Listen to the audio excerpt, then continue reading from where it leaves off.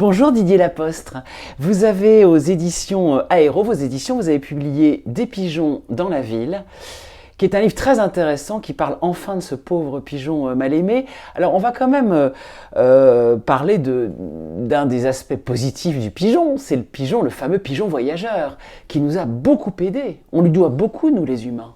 Notamment, je pense évidemment au siège de 1870, pardon, mais bien après d'ailleurs.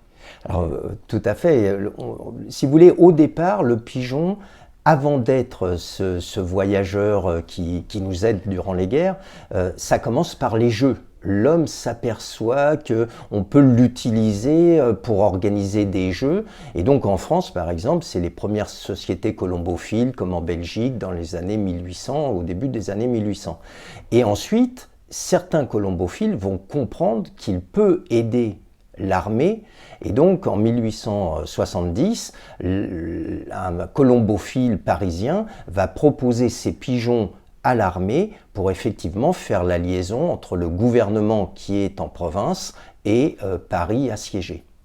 Alors en plus, donc avec tout un, vous racontez qu'ils ont des photos absolument minuscules qu'on cache sous leurs plumes. Hein, alors voilà, on attache à certains endroits de façon, il y a la création d'un système de microfilm, si vous voulez, on dirait comme ça aujourd'hui, où on met un maximum de messages et ensuite avec un écran, on projette à l'écran ce microfilm et on peut lire tous les messages du gouvernement aux Parisiens et vice-versa, des Parisiens au gouvernement. Et du coup, je pense que les jeunes générations l'ont oublié, mais il y a eu des héros. Bon, vous citez Vaillant, Cher Ami, des pigeons qui ont risqué vraiment leur vie pour nous. Alors voilà, là, si vous voulez, pendant le siège de 1870, c'est à peu près 300 pigeons qui ont été valeureux, qui ont assuré leur rôle de soldats de la nation et de héros de la nation. Mais ensuite, l'armée comprend l'intérêt de ce pigeon et va donc organiser, c'est l'armée elle-même qui organise le réseau de colombophiles en France, les concours de colombophiles, les lâchers, les courses de pigeons et aussi le recensement. Chaque colombophile qui vit dans une ville doit se déclarer avec le nombre de pigeons, etc. Et les pigeons en cas de guerre sont réquisitionnés et ils peuvent être récupérés par l'armée pour être envoyés au front. C'est ce qui se fera en 1914 et durant la Grande Guerre, et où là, les premiers héros pigeons vont être Vaillant, Cher Ami, et même du côté allemand, dans les autres pays alliés aussi, il y aura ces héros de la nation. Et alors dans votre livre, on apprend qu'on en a encore au Mont Valérien, ça c'est incroyable.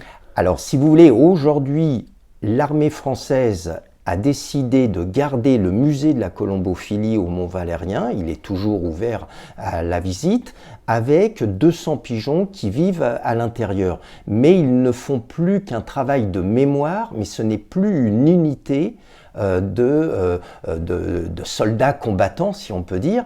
Par contre, il est un sénateur, le sénateur de Caules, qui est sénateur du Nord, qui depuis des années se bat pour que les pigeons, que l'armée plus précisément, relance une section de pigeons militaires en cas de grand bug informatique pour que le pigeon puisse rejouer un rôle pendant une guerre ou un grand bug informatique.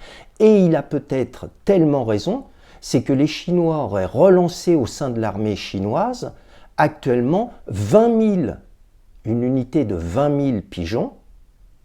C'est à intégrer, et là ça fait moins sourire quand on connaît l'intérêt et l'intelligence des Chinois. On se dit, s'ils le font, c'est peut-être qu'ils ont quelque chose en tête.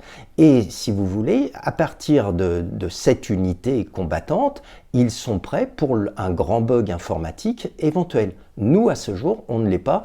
Et ce sénateur, qui paraît comme ça un peu bizarre, mais qui connaît bien les pigeons, dit « Attention, nous devons organiser quelque chose avec les pigeons ». Alors pour terminer quand même sur ce principe ça devient aussi un business épouvantable. Vous en parlez à Taïwan, c'est avec des sommes d'argent délirantes. Ah oui. C'est-à-dire qu'en fait c'est un vrai business.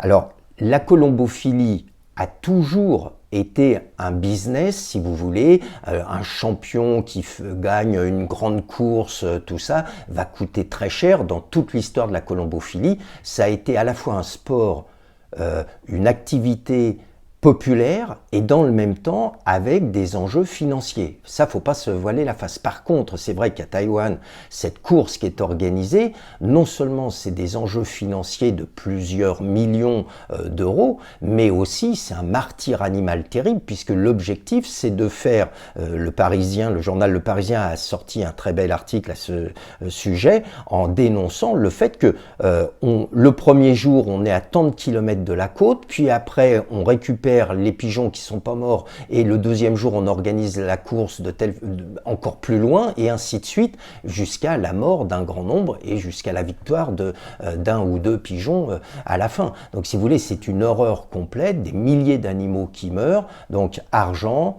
mort des animaux, non-respect du vivant. Et avec, je donnerai un dernier chiffre pour terminer, un pigeon qui s'est vendu en 2019 à $1 million. On est dans le délire. Et je reviens excusez-moi, mais je reviens à ce que je vous disais sur l'armée, vendu à un Chinois, et on revient à la question de l'utilité d'avoir des pigeons gagnants qui sont des pigeons voyageurs de longue distance en cas de problème, etc. C'est pas que pour le jeu. Merci.